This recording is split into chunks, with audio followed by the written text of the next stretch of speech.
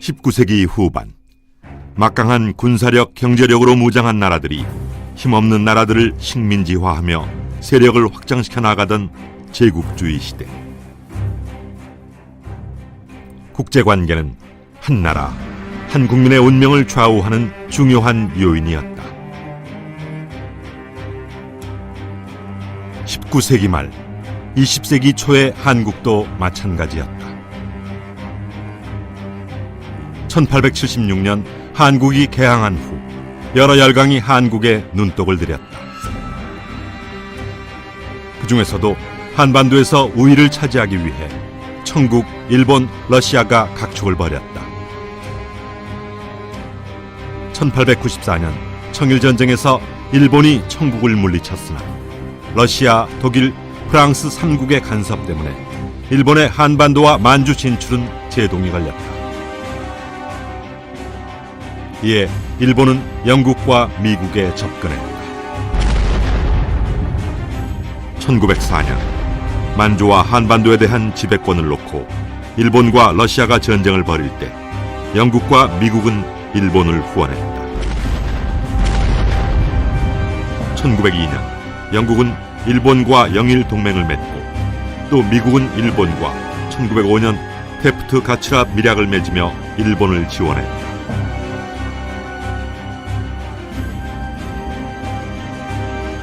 이렇게 해서 일본은 러일 전쟁에서 승리했다. 그 후 미국, 프랑스의 묵인과 러시아의 동의를 얻은 일본은 1910년 한국을 병합하기에 이른다.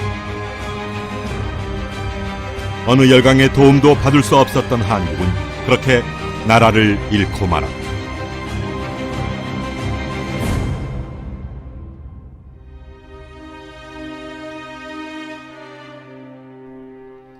(1910년대) 일본의 무단 통치는 한국인을 더욱 분노케 했다. 이에 주권을 되찾기 위한 독립운동이 나라 안팎에서 활발히 전개됐다.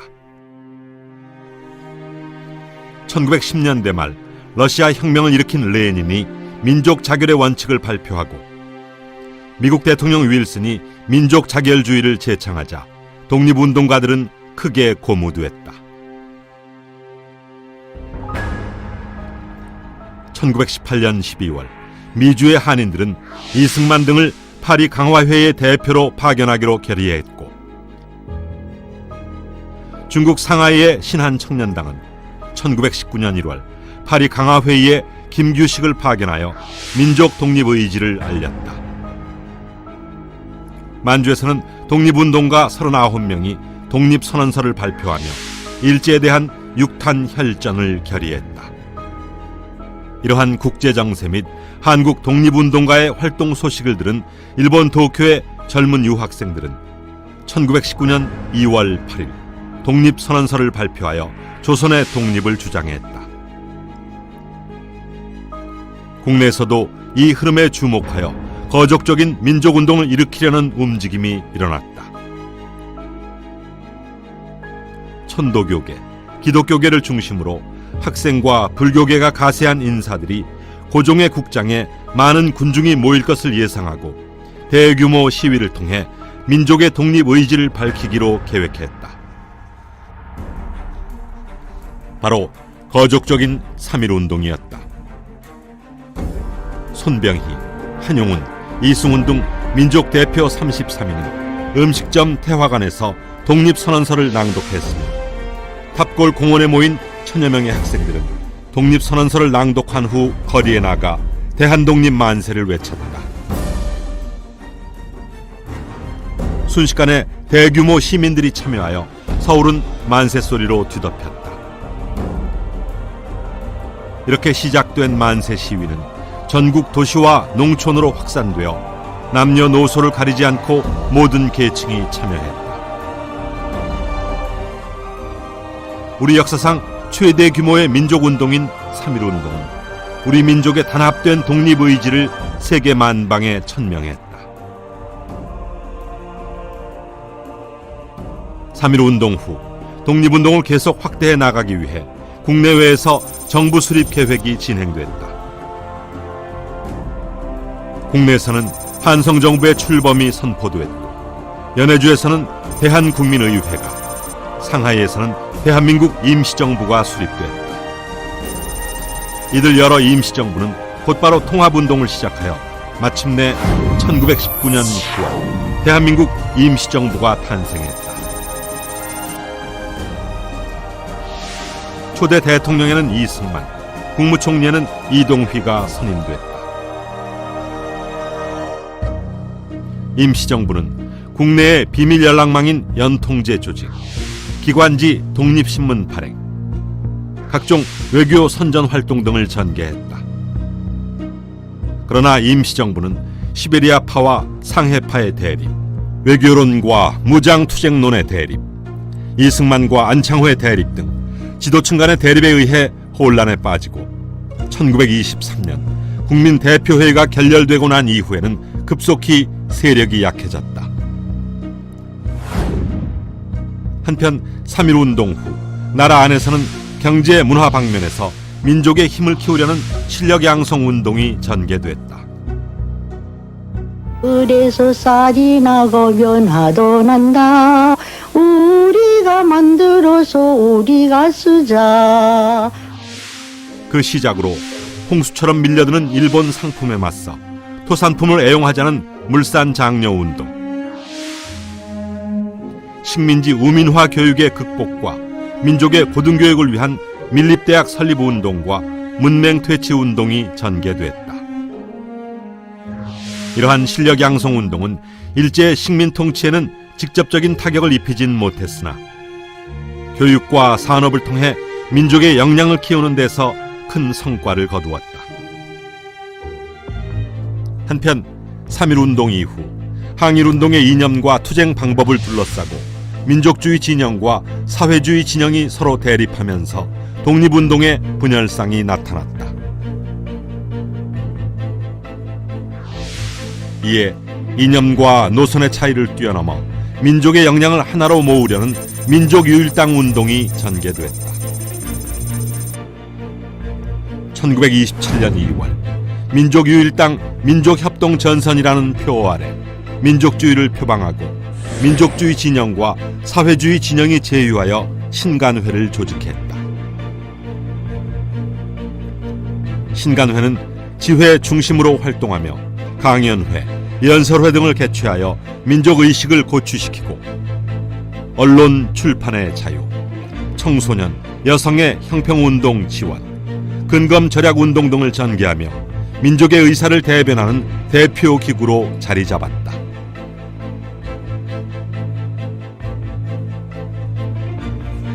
그러나 1929년 광주 학생 항일운동에 대한 진상보고 민중대회를 열 것을 계획했다가 조병옥, 이관용, 이원혁 등 주요 인사 44명이 체포되었고 이로 인해 신간회의 뿌리가 흔들리게 됐다. 그 사이 사회주의자들은 노동자, 농민을 중심으로 계급투쟁을 적극적으로 전개하기 위해 4년 만인 1931년 5월 신간회를 해소하였다.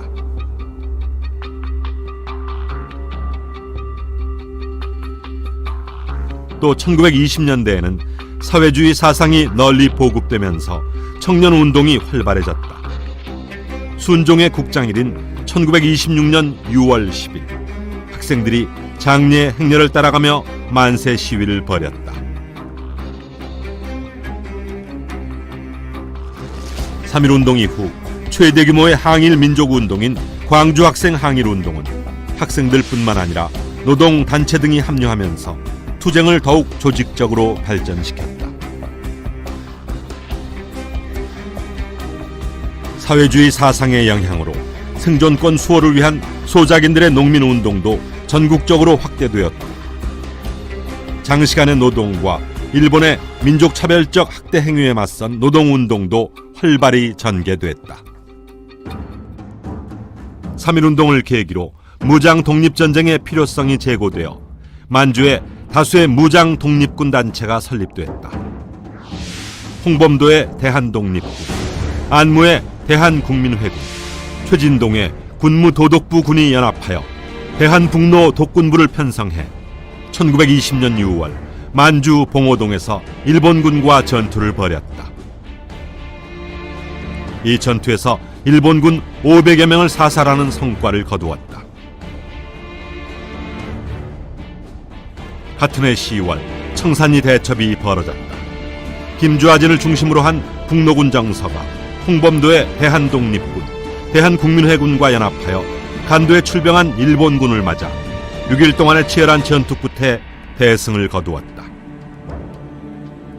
이처럼 국내외에서 활발히 전개되었던 독립운동은 민중의 항일의식과 대중의 잠재적인 힘을 깨우는 데 중요한 역할을 했으며 보다 다양하고 단합적으로 전개됐다.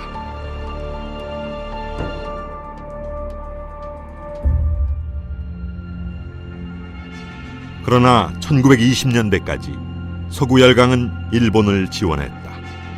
이런 상황 속에 한국이 독립하기는 어려웠다. 제1차 세계대전 시기 민족 자결주의를 제창한 미국도 한국의 독립을 지원하지 않았다.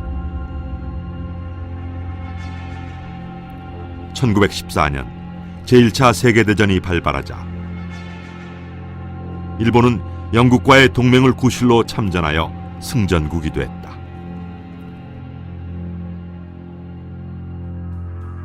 제1차 세계대전의 승전국들은 민족 자결주의를 주장하면서 독일 제국, 오스트리아 헝가리 제국을 해체시켰다. 폴란드와 체코슬로바키아가 새로 독립국이 됐다. 하지만 그뿐이었다.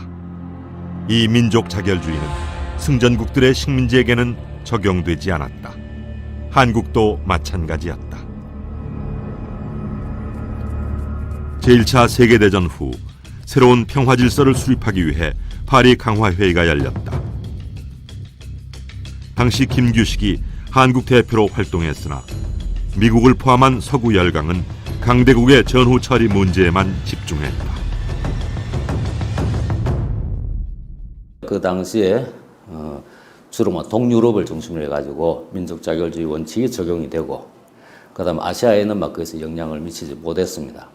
근데 그렇게 된 이유는 이제 아시아에 이제 식민지를 많이 가지고 있던 영국과 프랑스가 반대를 했었고, 그다음 미국도 역시 필리핀을 식민지로 가지고 있었거든요. 그렇기 때문에 아시아 전체 그걸 적용하기에는 미국도 상당히 부담이 있었을 것이라고 생각을 하고 있습니다. 당시의 국제적인 기준은 인종적인 편견과 제국주의가 기준이에요. 그리고 국제 정치의 냉엄한 현실에서 보면 한국이 독립을 할 수 있는 여건, 능력 아무것도 없었어요.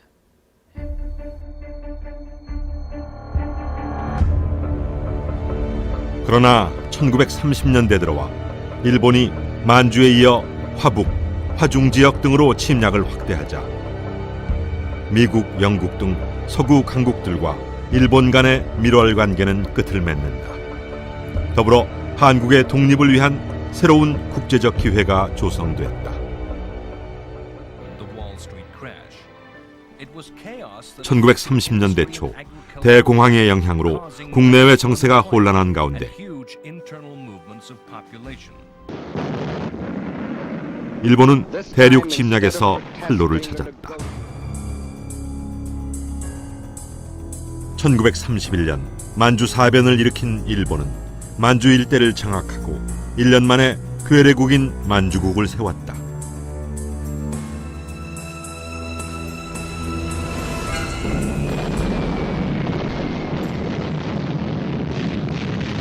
(1937년에는) 중일 전쟁을 일으켜 중국 대륙에 대한 침략을 더욱 확대했다.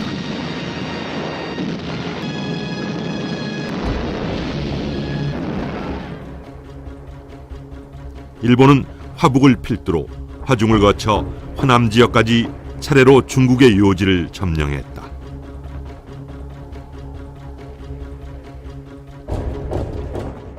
일본의 침략은 유럽에서의 독일의 승리와 더불어 더 확대되었다.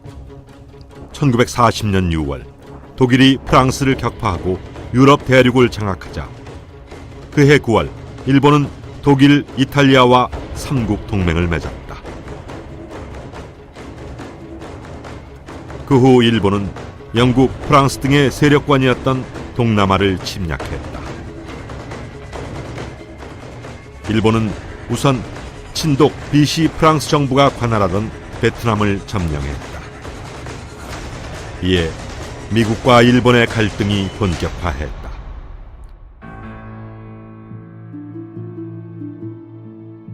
미국은 일본에 대한 경제 제재로서 석유와 철강 등의 수출을 금지했다.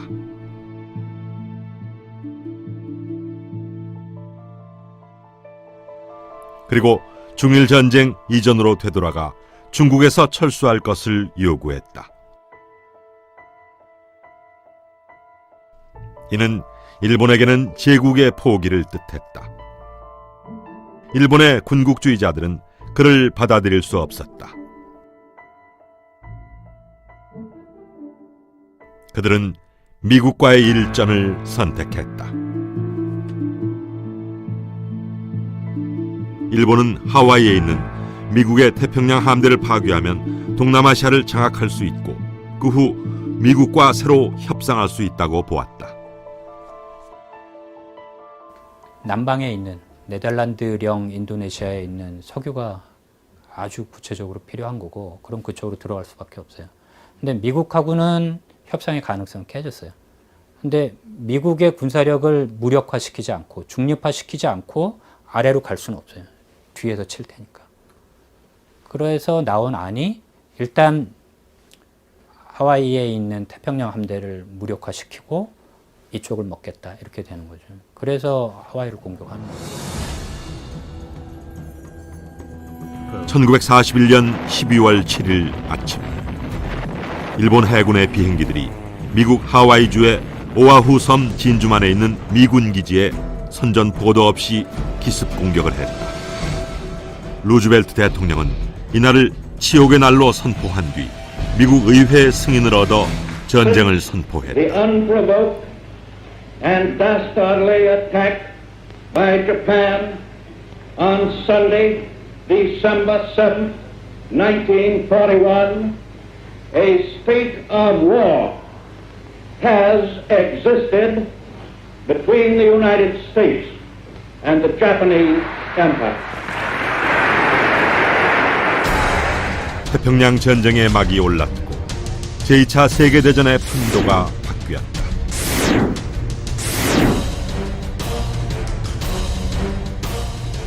그때까지 미국은 무기 대여법으로 연합국 측을 지원했지만 독일 및 일본과 직접 전쟁을 하지는 않았다.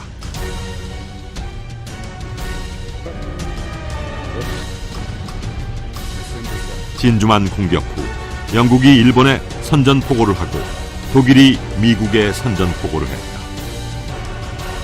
곧 미국을 포함한 연합국과 독일, 일본 등 주축국이 전면 전쟁에 들어갔다.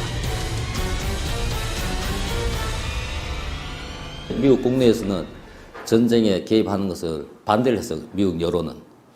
그런 상황에서 미국은 이제 개입을 할 수가 없었죠. 그런 상황에서 이제 일본이 진주만을 폭격을 해줬다라는 겁니다.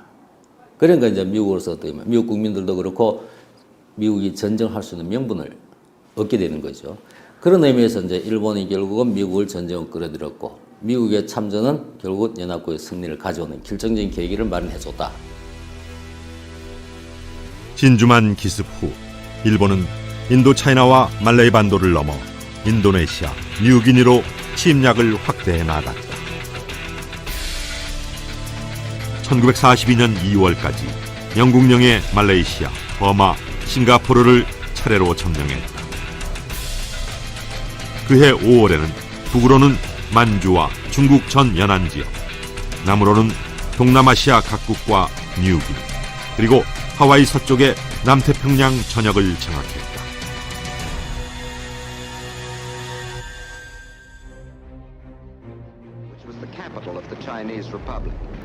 1930년대 일본 군국주의가 승승장구하는 상황 속에서도 독립운동은 계속됐다.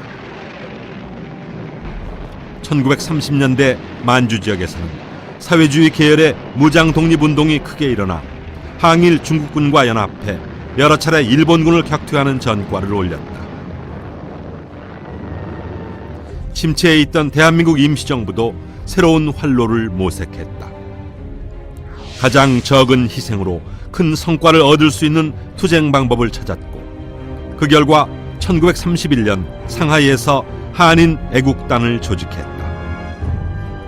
한인 애국단은 1932년 1월 이봉창 의사의 폭탄 투하, 4월 윤봉길 의사의 폭탄 투하 등 개인 열혈 투쟁으로 일본과 맞섰다. 이봉창과 윤봉길의 거세는 독립운동의 큰 활력소가 되었다. 한편 중국 관내 한국 독립당과 의열단, 만주에서 이동해온 독립운동 세력 등 민족주의 계열과 사회주의 계열의 정당, 단체들이 뭉쳐 1935년 민족혁명당을 결성했다.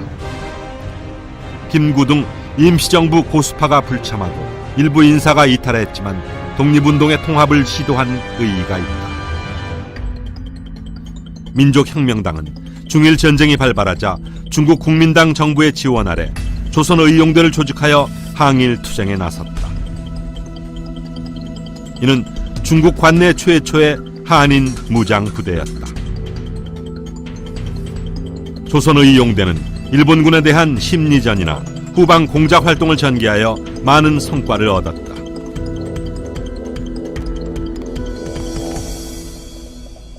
그러나 중국 국민당 정부가 항일 투쟁에 소극적인 태도를 보이자 좀 더 적극적인 항일 투쟁을 위해 대부분의 병력이 북상하여 조선의용대 화북지대를 결성하고 포가장 전투, 반소탕전 등에서 큰 전과를 올렸다.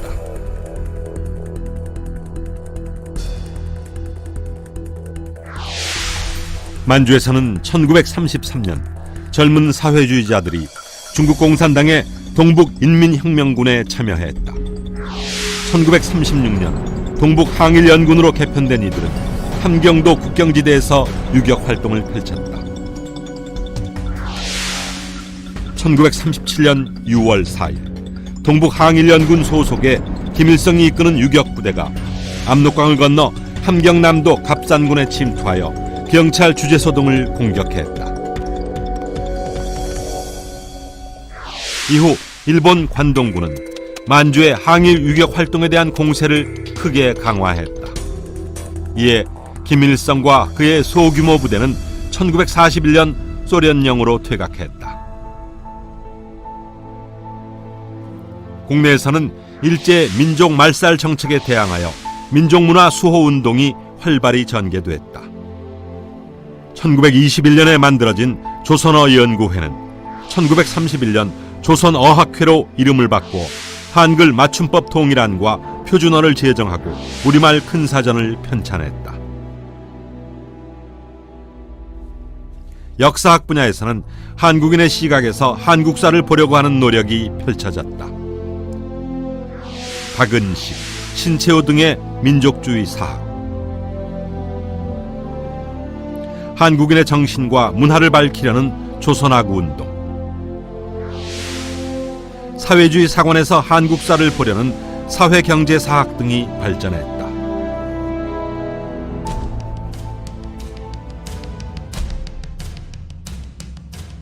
일본이 중일전쟁에 이어 태평양 전쟁까지 일으키자 한국의 독립운동은 군사활동과 국제외교활동을 중심으로 활기를 띠었다. 우선 독립운동 단체들의 통합과 좌우 합작이 이루어졌다. 1940년 5월 중국 관내 민족주의 계열 세계 독립운동 단체가 통합하여 한국 독립당을 만들어 대한민국 임시정부를 뒷받침했다.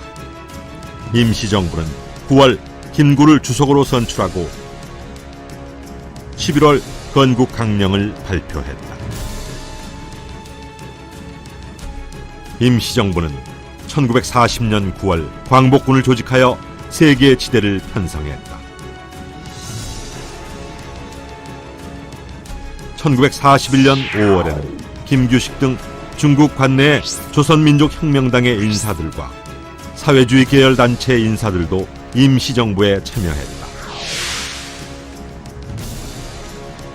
이로써 중국 관내 독립운동 단체들의 좌우 합작이 이루어졌다. 또한 임시정부는 일본의 태평양 전쟁 도발 다음 날인 1941년 12월 9일 중국, 미국, 영국 등 반일 전선의 일환임을 자임하며 일본에 대해 선전포고를 했다. 광복군은 1943년 영국군의 요청에 따라 버마 전선에 참전했으며 또 1945년에는 미 육군 전략정보국과 제휴, 국내 침투를 위한 특수부대를 편성해 국내 진공작전을 추진하기도 했다.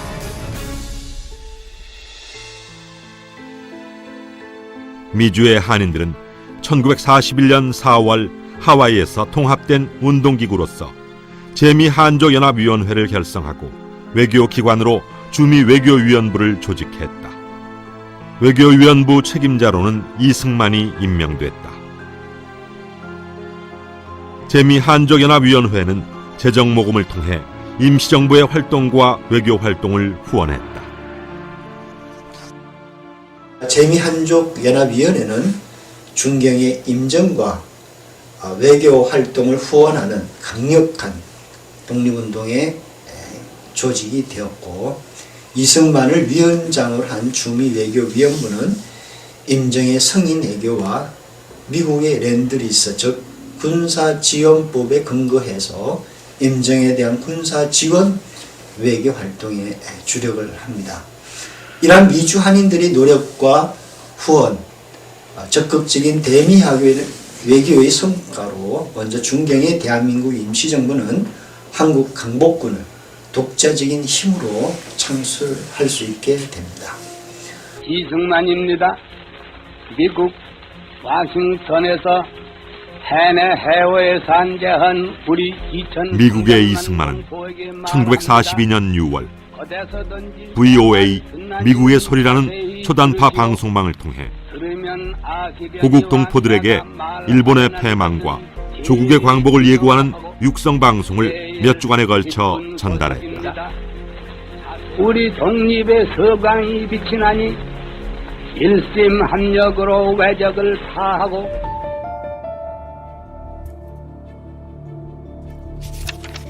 이승만은 1941년 여름 뉴욕에서 출간한 일본 내막기라는 책에서 일본 군국주의의 실체를 역사적으로 밝히고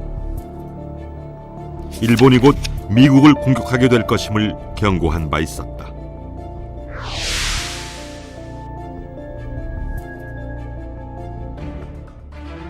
한편 소련 공산당 및 중국 공산당과 함께 일본 제국주의와 투쟁했던 세력도 있었다. 중국 화북지방에서는 1942년 사회주의 계열의 조선독립동맹이 결성됐다. 그 군사조직인 조선의용군은 중국 공산당의 팔로군과 함께 일본군에 항전했다. 국내에서는 여운형이 1944년 8월 일본의 패망과 조국의 해방에 대비하기 위한 비밀 조직으로 건국동맹을 조직했다.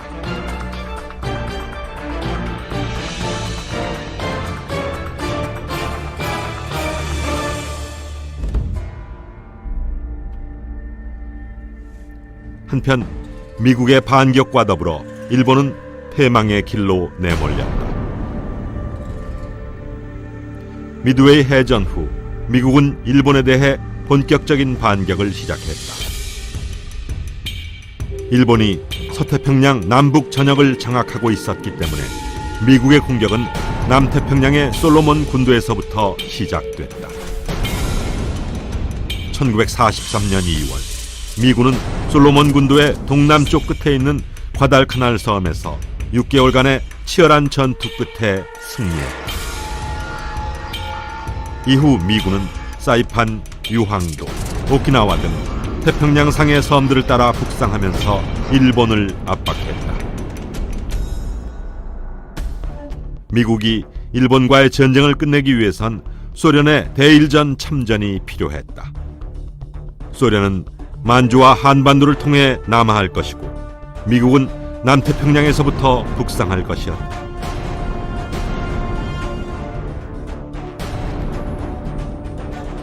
이 경우 한반도와 만주 등 과거 일본의 점령지를 어떻게 처리하느냐가 문제였다. 미국은 한반도에 대한 연합국의 공동관리 방침을 세웠다. 이것이 카이로 선언으로 발표됐다.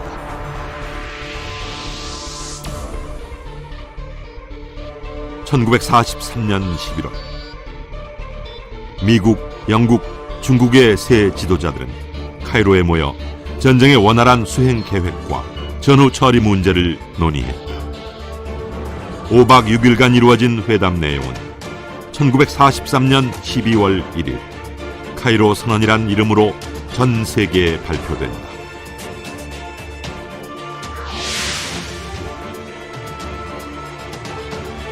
선언문에는 한국의 독립이 명시됐다.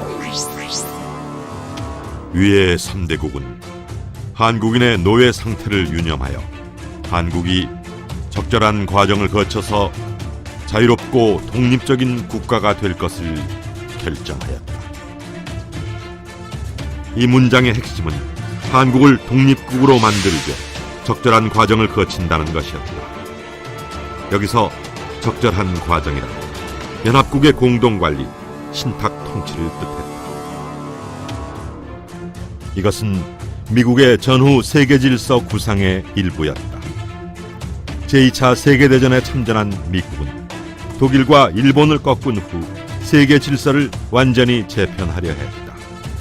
미국은 자신이 유일 패권국이 되고 나머지 연합국들이 지역 영주가 되는 세계 질서를 꿈꾸었다. 연합국들의 협력으로 더 이상의 세계 전쟁을 막고 기존 식민지는 연합국의 공동관리, 신탁 통치를 받게 하겠다는 것이 미국의 방침이었다. 미국의 고민은 일단 강대국들이 다 제국을 갖고 있는 거잖아요. 그럼 제국을 어떻게 순조롭게 해체할 것이냐. 제국을 그대로 유지하게 두지는 않겠다는 거예요. 일단. 그러면 민족 자결주의로 바로 갈 거냐. 민족 자결주의를 하게 되면 잘못하면 식민지 반제 독립투쟁이 있어서 관리가 안 되는 거죠. 그 다음에 인종적인 편견도 있고요. 자치 능력 없다. 뭐 조선을 비롯해서. 그게 기본적인 당시의 입장이니까. 한반도에 대한 공동 신탁 통치에서 공동 관리, 공동 점령의 기본적인 구상은 굉장히 거시적인 세계적인 차원에서 기존의 강대국 제국들인데 이 제국을 어떻게 순조롭게 해체하고 관리할 거냐 하는 구상에서 나온 거다. 뭐 그렇게 정리할 수 있습니다. 물론 카이로 선언에서의 한국의 독립 약속이 나오는 데는 대한민국 임시정부의 독립운동가들이 상당한 역할을 했다. 카이로 회담에서 한국의 자유독립을 직접 거론한 이는 중국의 장제스 주석이었다. 그에게는 한국에 대한 중국의 전통적인 영향력을 회복하려는 의도도 있었으나 김구둥 임시정부 요인들이 그동안 장제스에게 한국의 독립에 대한 국제적 지원을 호소한 것도 한몫했다. 카이로에서 미국은 이 한국 신탁 통치안에 대해 영국과 중국의 동의를 얻었다. 카이로 회담에는 소련의 스탈린이 불참했다. 스탈린은 곧이어 이란의 테헤란에서 열린 미영소 3국 정상회담에 참석했다. 이 회의에서 루스벨트는 한국의 신탁 통치에 대해 스탈린의 동의를 얻었다.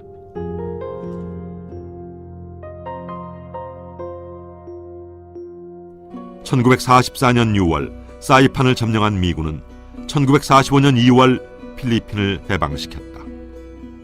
그리고 한 달여 만에 일본 도쿄에서 1,000여 킬로미터 거리에 도쿄와 사이판 사이 중앙에 있는 요충지 이오지마까지 점령했다.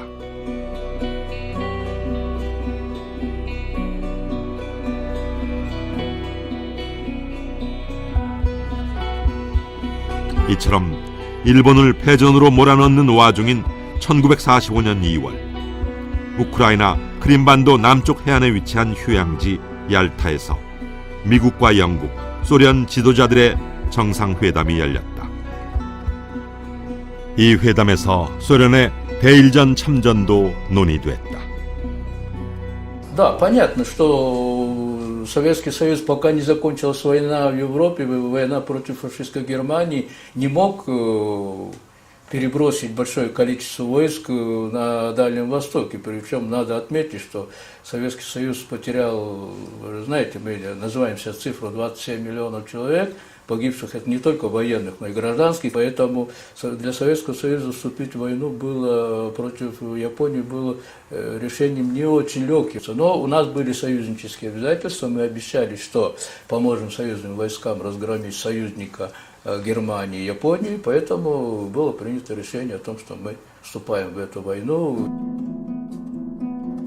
미영소 정상은 소련군이 대일전에 참전하는 조건을 흥정했다. 삼국 정상은 소련이 쿠릴 열도와 사할린 영유권 등 1905년 러일 전쟁 패배 후 일본에 빼앗긴 모든 권리를 돌려받는다는 데 합의했다. 그리고 한국의 신탁 통치안도 새 정상 사이에서 재확인됐다. 이때 루스벨트는 신탁 통치 실시 기간에 대해 20-30년은 필요할 것이라 했으나 스탈린은 짧으면 짧을수록 좋다고 응대했다.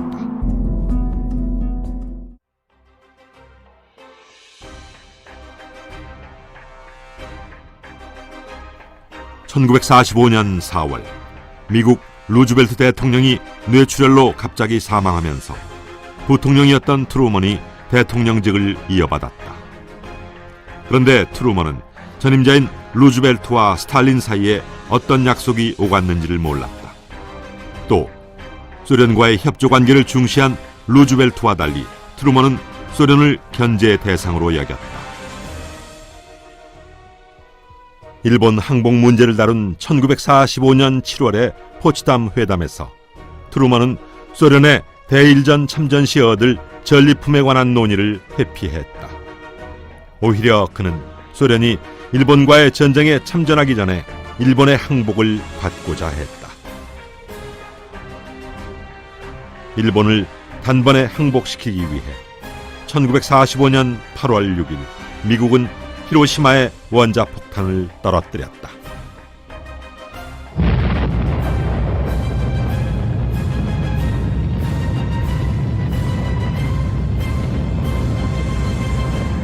일본에 대해서 원폭을 투하하는 걸 보면 스탈린 이제 생각을 완전히 바꿔요. 미국이 여기서 떠나지 않을 거로구나. 이게 장기전이다. 그러니까 양쪽이다. 그러니까 미국 입장에서도 소련이 순수히 물러나지 않고 위성 국가를 건설하는구나. 스탈린 입장에서도 미국이 독일, 일본에 대한 전후 재건 관리에 들어가는구나 해서 히로시마에 폭탄이 떨어지자마자 바로 대일 참전 선언을 하고, 그리고 미국이 계속 얘기해요. 홋카이도 우리가 무장 해제시키겠다. 미국이 확실하게 얘기해요. 일본 전토는 우리가 단독으로 점령한다. 형식상으로는 연합국이 점령하는 건데 단독으로 점령하는 걸로 바뀝니다.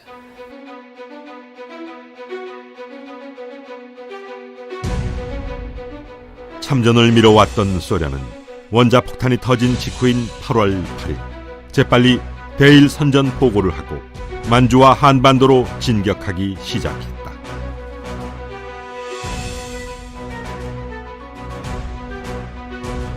소련의 공격에 더하여 미국이 나가사키에 원자폭탄을 하나 더 투하하자 마침내 일본은 8월 11일 항복 의사를 통지한다.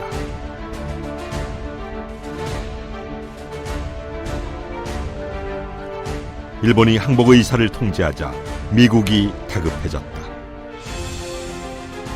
미군이 소련군에 비해 만주와 한반도에서 너무나 멀리 떨어져 있었기 때문이다.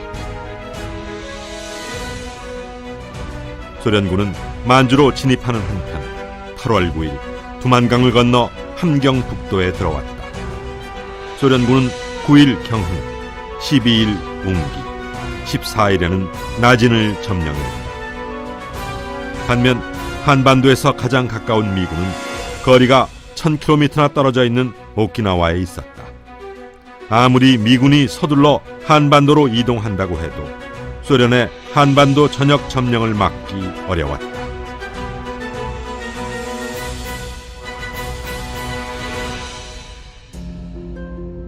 이에 미국은 자신과 소련이 한반도를 나누어 점령할 군사 분계선을 긋기로 했다.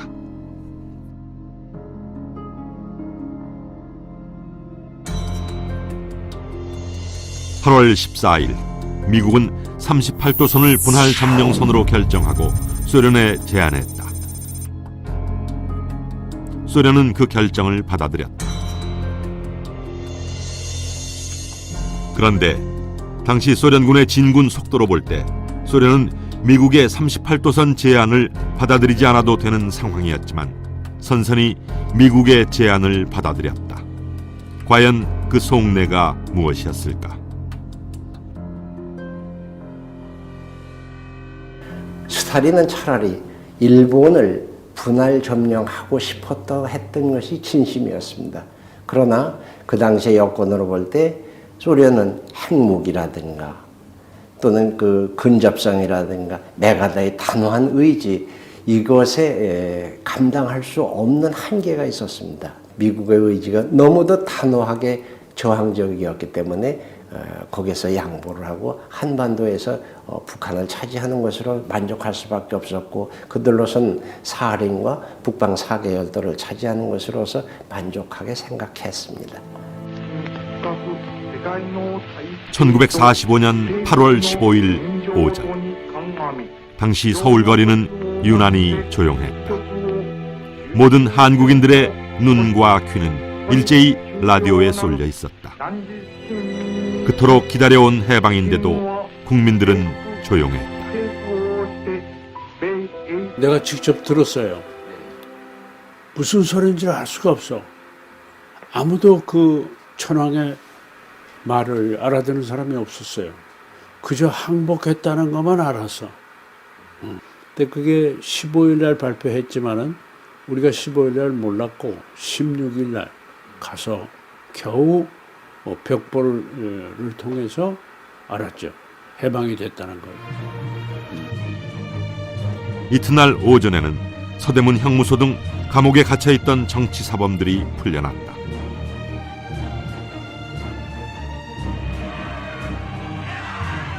그제야 사람들은 해방을 실감했고 태극기를 들고 거리로 나서 대한독립 만세를 외쳤다. 누군가는 일장기에 태극기를 그려 해방의 감격을 누렸고, 누군가는 집에서 하루 종일 태극기를 그려 국민들에게 나누어 주었다.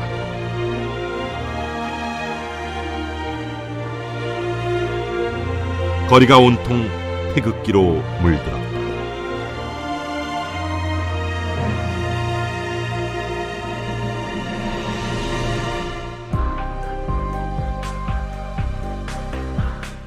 (38선) 분할 점령 결정 이후 소련의 행동은 빨랐다. 곧바로 38선 지역에 경비부대를 배치해 철도와 전화, 전신을 차단하고 주민의 통행을 제한했다. 소련군의 38선 봉쇄는 미군이 남한에 진주하기도 전에 일방적으로 단행됐다.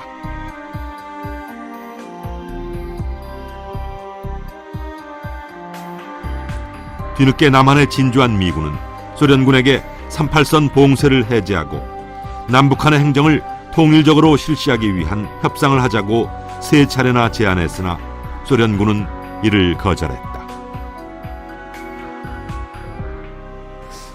소련은 유럽에서도 미국과 분할 점령을 했습니다. 유럽의 독일과 오스트리아에서 분할 점령했습니다. 그런데 유럽, 독일과 오스트리아에서는 점령한 후에 바로 봉쇄에 들어가지 않습니다. 독일은 48년서부터 봉쇄를 했고, 오스트리아에서는 55년에 철수할 때까지 점령, 그 작전 분계선 지역을 봉쇄하지 않았습니다. 그런데 한반도에서는 38선을 점령하자마자 봉쇄해버렸습니다.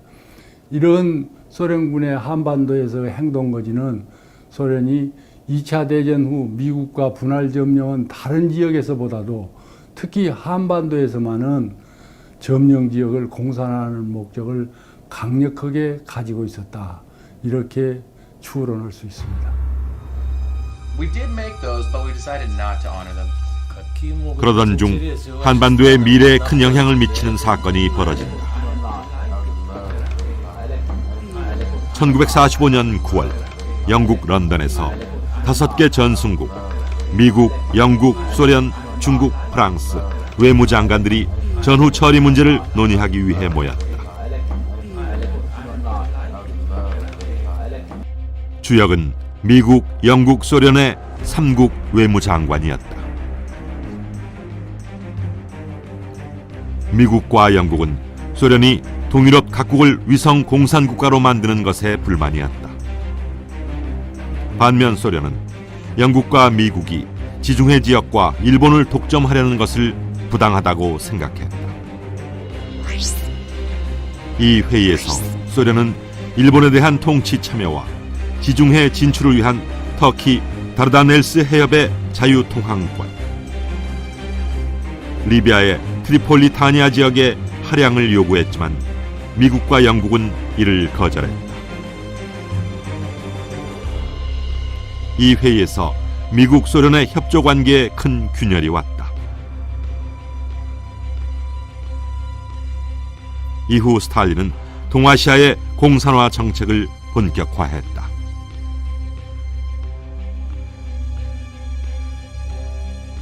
첫째로, 외무장관 회의가 한창인 9월 20일 스탈린은 극동 주둔 소련군에 비밀 훈령을 내린다.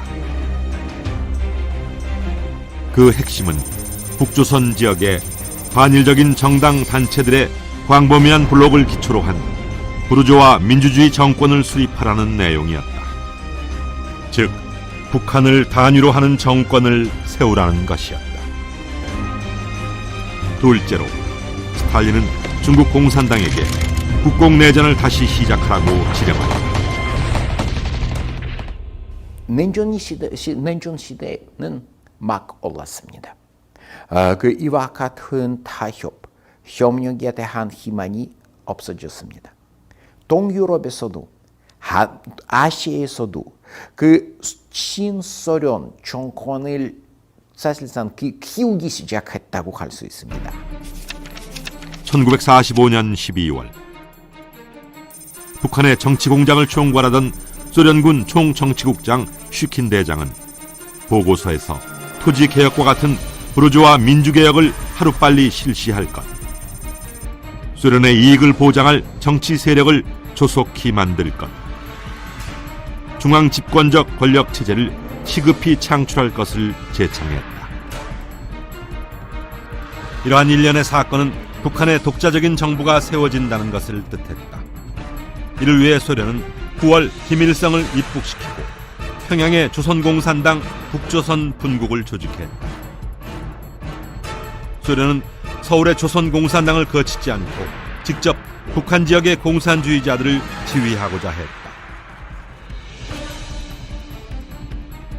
소련은 평양에 독자적인 공산당을 만들고자 했으나 한나라에는 하나의 공산당을 둔다는 일국 일당주의 원칙 때문에 분국의 형식으로 북한 지역의 공산당을 조직했다. 평양의 이 분국은 곽헌영이 이끄는 서울의 조선공산당으로부터 사실상 독립적인 기관이었다.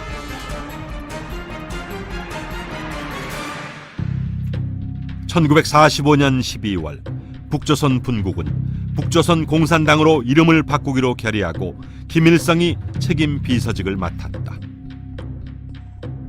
북한의 공산당이 서울의 조선 공산당으로부터 독립해 있으며 소련은 김일성을 선택했음을 분명히 한 것이다. 1946년 2월 소련군과 북조선 공산당은 북조선 임시인민위원회를 설립하고 위원장에 김일성을 선임했다. 이는 북한에서 법령을 제정하고 집행하는 중앙행정주권기관, 즉 사실상의 단독정부였다.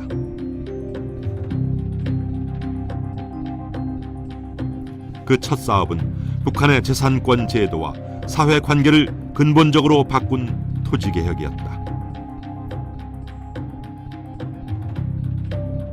1946년 3월 북한 정권은 지주의 토지를 대가 없이 몰수하여 농민에게 무상으로 나누어주는 토지개혁을 실시했다.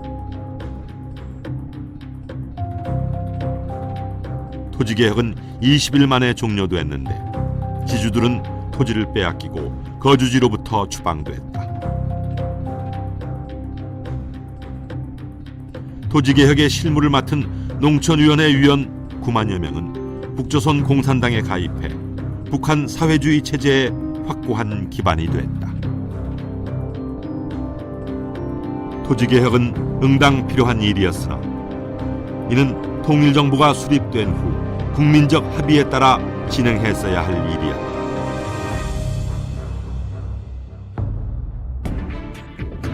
소련은 토지개혁에 이어 사회개혁도 단행했다. 공산주의에 반대하는 인사들을 친일파, 반동분자, 반민주분자라 하여 숙청했고 1946년 8월에는 북한 중요 산업시설의 90%를 국유화했다. 토지개혁이 실시된 것 자체로 토지가 농민들에게 다 돌아가고 그와 함께 산업 국유화 법령이 나와서 공장 기업소가 노동자들에게 돌아간 그 상태만 해도 이미 사실은 그것은 거의 사회주의화 됐다. 그렇게 볼 수가 있는 것이죠. 그러나 이처럼 북한이 사회주의화의 방향으로 빠르게 개조된 것과 달리 남한은 아직 방향을 잡지 못했다. 미군의 남한 진주는 소련군의 북한 진주보다 훨씬 늦었으며 이승만과 김구 등 주요 정치 지도자들의 귀국도 늦었다.